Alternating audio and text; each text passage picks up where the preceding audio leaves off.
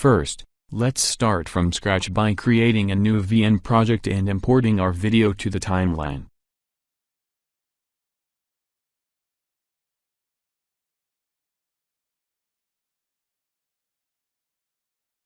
Click the speaker icon in order to mute the video's own audio. Click the note icon in order to add a song or any audio or sound to your video.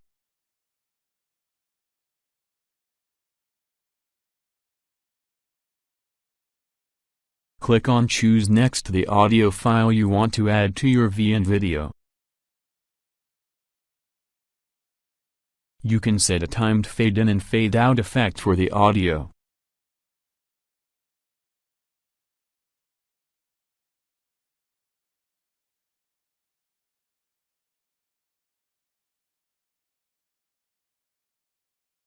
Let's play it.